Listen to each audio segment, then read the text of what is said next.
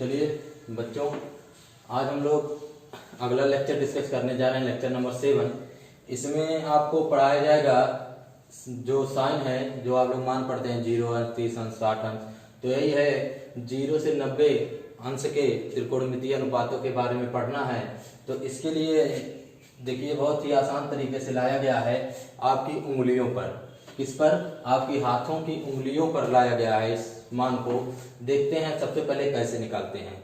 तो अपने हाथ में देखिए, ये अंगूठे वाली उंगली है और ये आपकी तर्जनी वाली उंगली है। तो आपको क्या करना है, अपने हाथ को इस तरह रखना है जैसे इसमें बना हुआ है, देख रहे हैं। जैसे आपको अपने हैंड्स को इस तरह रखना हुआ है और यहाँ पे 0 अंश है, यहाँ 30 अंश है, यहाँ 45 अंश है, यहाँ 60 अंश है और यहाँ 90 अंश है। जैसे देखिए फिगर में बना हुआ है, हाथ को अपने इस तरह रखना है। देख लीजिए 0 अंश, 30 अंश, 45 अंश, 60 अंश, 90 अंश। यानी ये वाली जो उंगली है ये कितने अंश की है? 0 वाली है। ये 30, 45, 60 और 90। अब देखिए आपको निकालना कैसे है, दो तरीके से हम बताएंगे। पहला वाला तरीका देख लीजिए, जो आपको समझ में आएगा वही करिएगा। तो देखिए आपको पता है, पहले देखिए हम लोग 3 चीजें निकाल लेंगे, बाकी सारी आ जाएंगी। साइन, कॉस और टैन।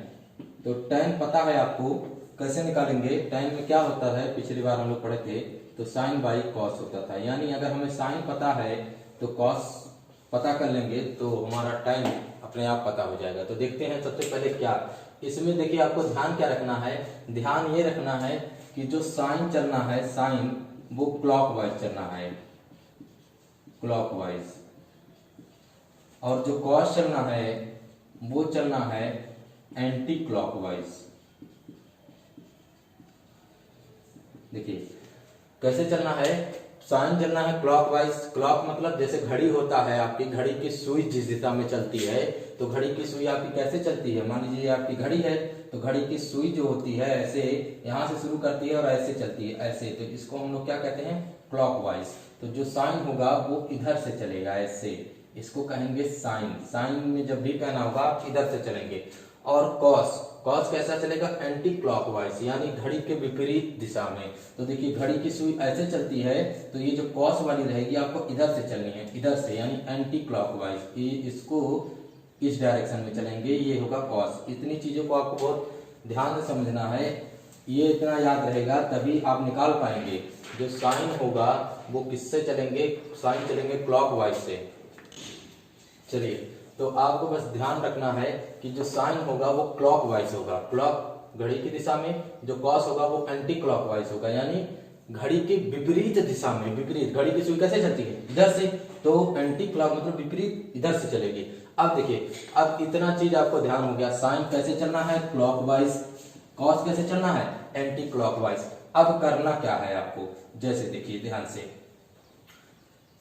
जैसे जिसका भी मान आपको निकालना है उसके पहले वाली उंगली गिनेंगे। जैसे मान लीजिए साइन का निकालना है तो उसके देखिए जिस डायरेक्शन में चलना है, जैसे मान लीजिए साइन 45 अंश का निकालना है, 45 अंश। तो देखिए साइन का निकालना है, तो देखिए यहाँ 45 से आप किस दिशा में चलेंगे? क्लॉकवाइज की दिशा में। तो क्लॉक किधर है? इधर। तो इस 45 को छोड़ करके बाकी कितनी उंगलियां बची हुई हैं? 1 और 2। ध्यान से समझिएगा। अगर साइन में चलना, तो जैसे साइन 45, तो 45 के बाद कितनी उंगली है? 1 और 2 है। इस 45 को नहीं गिनना है, 3 मत गिन लीजिएगा, 45 को छोड़ करके गिनना है। मान लीजिए 45 को निकालना है, इस 45 को, तो 45 के बाद गिनिए 1 उंगली और 2 उंगली। समझ में आया इतनी बात? अब मान लीजिए इसी तरह कॉस 45 की बात हो, किसकी? 45 की, कॉस 45 की। तो कॉस में आपको पता है उधर चलना है, कॉस में इधर गिनना है और साइन में इधर से गिनना है। तो कॉस 45 की अगर बात करें तो कॉस 45 की इधर गिनिए, वहां 1 और 2 उंगली है। कितनी उंगली है? 2 की उंगली है। इसी तरह साइन 30, अगर साइन 30 की बात हो तो साइन की बात होगी, तो देखिए आपको इधर आना है। तो साइन 30, नीचे आइए, कितनी उंगली मिली? 1 ही उंगली मिली। इसी तरह अगर कॉस 30 की बात की जाए तो कॉस 30, तो कॉस में किधर जाएंगे? ऊपर की तरफ। तो गिनिए 1, 2 और 3 उंगली मिली। बस इतनी बातें आपको ध्यान रखनी है। तो जितनी उंगलियां होंगी उसमें से आपको क्या कर देना है? 4 से डिवाइड कर देना है। देखिए मान निकालने के लिए आपको क्या करना है, अंगुलियों की संख्या में 4 से भाग करने के बाद वर्गमूल। क्या लेना है? 4 से भाग करने के बाद में आपको क्या ले लेना है? वर्गमूल ले लेना है। इतनी बातों को आपको ध्यान में रखना है। क्या करना है? अंगुलियों की संख्या में 4 से भाग करने के बाद में आपको ले लेना है वर्गमूल। चलिए हम लोग देखते हैं कैसे। अब हम लोग एक डायग्राम बनाते हैं और डायग्राम के ही माध्यम से हम लोग समझते हैं। चलिए देखते हैं, कॉपियों में नोट कर लीजिएगा। तो देखिए सबसे पहले डायग्राम बना लेते हैं ऐसे करके। इसमें मान को समझते जाएंगे हम लोग। यहाँ लिख देते हैं 0 अंश, 30 अंश, 45 अंश, 60 अंश और 90 अंश। चलिए सबसे पहले हम लोग साइन का निकालते हैं। किसका निकालते हैं? साइन का निकालते हैं। तो साइन का देखिए हम लोग निकालते हैं तो साइन। अब देखिए साइन में चलते हैं। साइन में कैसे चलना है? तो यहीं से हम लोग लिख देते हैं छोटा सा क्लॉकवाइज चलना है आपको उंगली में। तो देखिए साइन कहाँ है? इधर।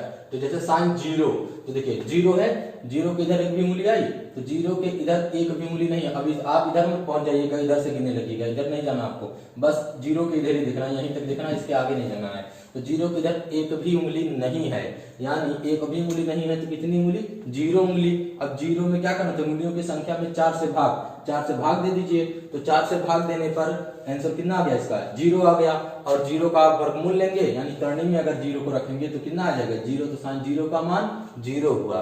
इसी तरह आइए साइन 30 में। देखिए साइन 30 में आपको ये ध्यान रखना है। साइन 30 में आए तो 30 के बाद में देखिए साइन इधर चलना है क्लॉकवाइज।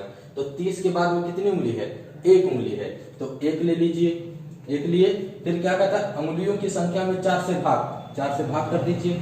4 से भाग हो गया। भाग करने के बाद वर्गमूल लेना था, तो वर्गमूल ले लीजिए। भाग में कट नहीं रहा था, तो देखिए 1 का वर्गमूल 1 और 4 का वर्गमूल 2, कितना आ गया? 1/2। चलिए अब इसी तरह हम लोग अगला देखते हैं।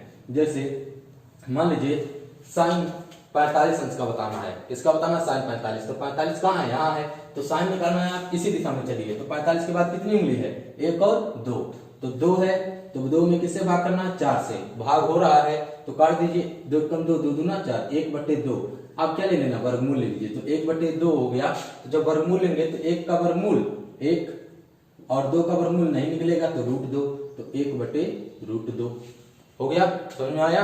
अब देखिए फिर साइन 60 है। 60 कहाँ है? यहाँ है। तो 60 के बाद कितनी उंगली है? 1, 2 और 3। तो 3 उंगली है, तो 3/4। रूट ले लिए, तो रूट में देखिए 3 का वर्गमूल निकलता है? नहीं निकलता है, तो 3 को √3 रहने दीजिए। और 4 का वर्गमूल क्या होता है? 2 होता है। तो क्या हो गया? √3/2 हो गया। अब आइए साइन 90 के लिए। 90 कहाँ? यहाँ है। तो 90 के बाद कितनी उंगलियां बची? 1, 2, 3 और 4 उंगलियां बची। तो देखिए 4, फिर क्या करना था? उंगलियों की संख्या में 4 से भाग, 4/4। तो 4/4 को काट दिए 1, और 1 का जब आप वर्गमूल ले लिए तो कितना आया? 1। यानी साइन 90 अंश का मान कितना हो गया? 1 हो गया। समझ में आया? क्या करना है साइन में? बस आपको ऐसे हैंड्स बना लेना। देखिए लेफ्ट हैंड रहेगा, राइट हैंड के लिए भी लगेगा। जो लोग लेफ्ट होंगे वो लोग अपने राइट हैंड पे यूज कर लेंगे। तो देखिए इसमें हमारा राइट हैंड है, इसलिए हम लेफ्ट हैंड पे यूज किए हैं। तो लेफ्ट हैंड पे आपको 0, 30, 45, 60 और 90 रखना है। साइन को क्या करना है? साइन को क्लॉकवाइज चलना है। कॉस को क्या करना है? कॉस में एंटी क्लॉकवाइज चलना है। और उंगलियों की संख्या जिसको लेनी है उसके बाद वाली उंगलियों की संख्या को लिखेंगे। जैसे हम थोड़ा सा लिख देते हैं कोण के बाद वाली उंगलियों की संख्या में, यानी जिस भी कोण की बात जैसे 45 अंश के कोण की बात हो गई, तो 45 अंश के बाद वाली उंगलियों की संख्या में 4 से भाग करने के बाद में वर्गमूल लेने पर ही उसका मान आ जाता है। अब इसी तरह आइए कॉस में। साइन का हो गया। चलिए देखते हैं कॉस में। कॉस में कैसे चलेंगे? कॉस में चलेंगे एंटी क्लॉकवाइज। तो कॉस में एंटी क्लॉकवाइज जब चलेंगे तो देखिए या तो आप अलग तरीके से भी निकाल सकते हैं।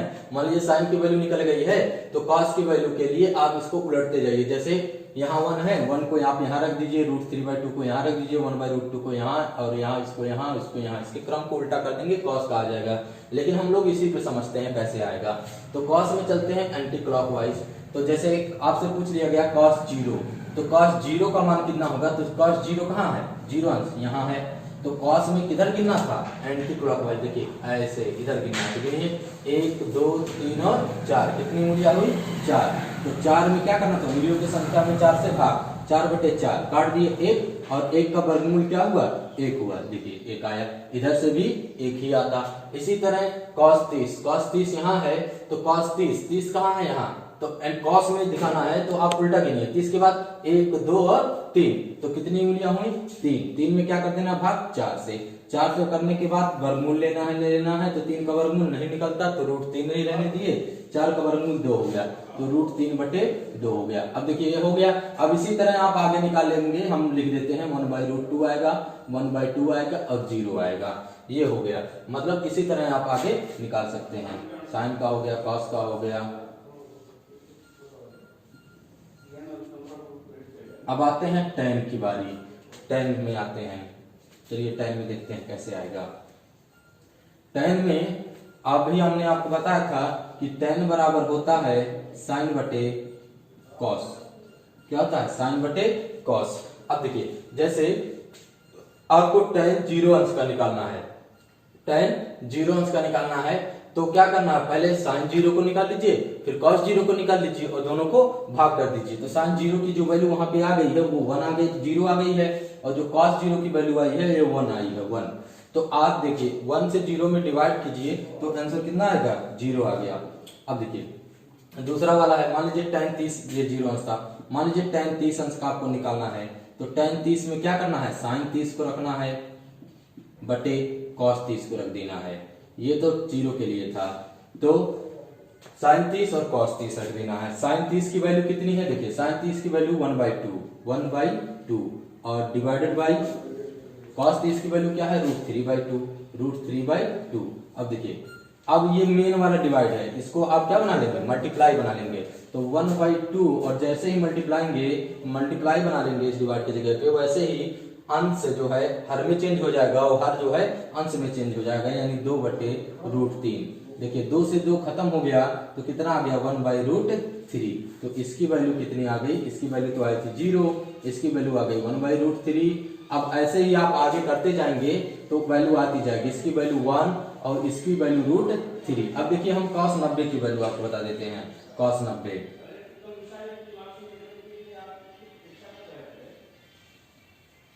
देखिए tan 90, cos 90 नहीं, tan 90 आ गया। tan 90 में sin 90 बटे cos 90, तो sin 90 जो है, sin 90 की वैल्यू क्या है, 1 है। अब देखिए और cos 90 की वैल्यू क्या है, cos 90 की वैल्यू है 0।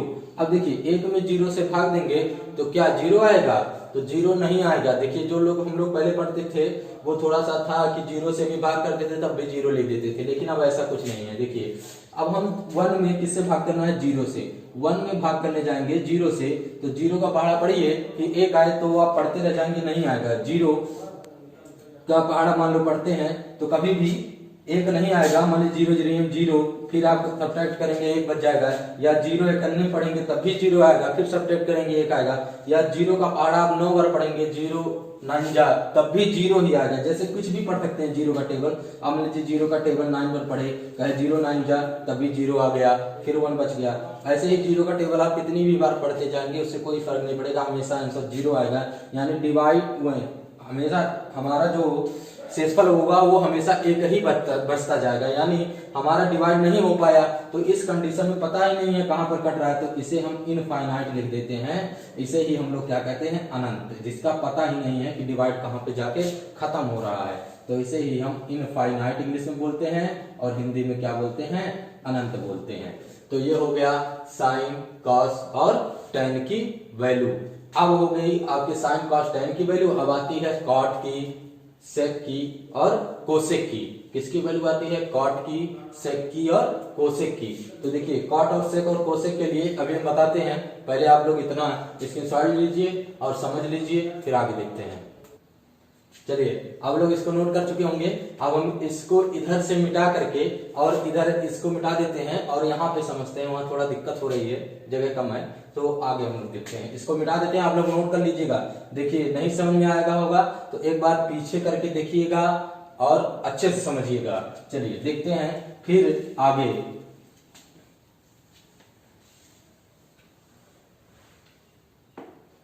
अब इधर हो गया था 10 तक, तो रहने देते हैं। अब इधर हम कॉट वाले का निकाल लेते हैं, कॉट का, सेक का और कोसेक का। देखिए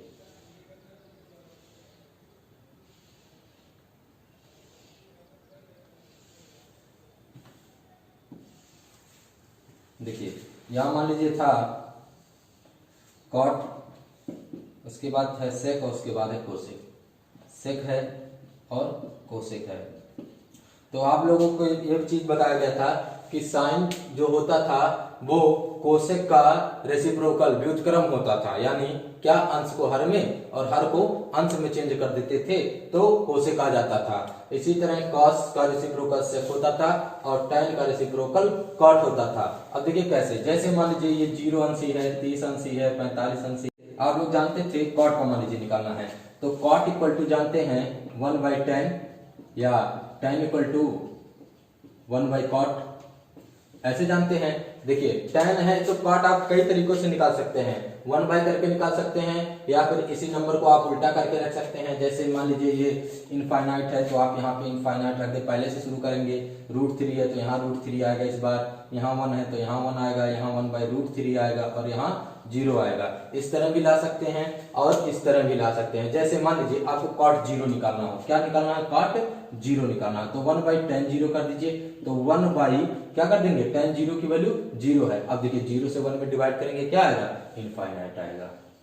ठीक है। अब देखिए मान लीजिए आपको निकालना है cot 30 अंश, क्या निकालना है, cot 30 अंश, तो लिख दीजिए 1/tan 30 अंश, 1/tan 30 अंश, तो 1/tan 30, tan 30 का मान कितना था, देखिए tan 30 का मान था 1/√3, तो 1/√3 कर दीजिए। अब देखिए ये मेन वाला बटे है, इसी को मल्टीप्लाई बनाइए, तो 1 मल्टीप्लाइड बाई, अब देखिए जैसे ही करेंगे ये √3 ऊपर 1 नीचे, √3 1 √3, देखिए आ गया √3।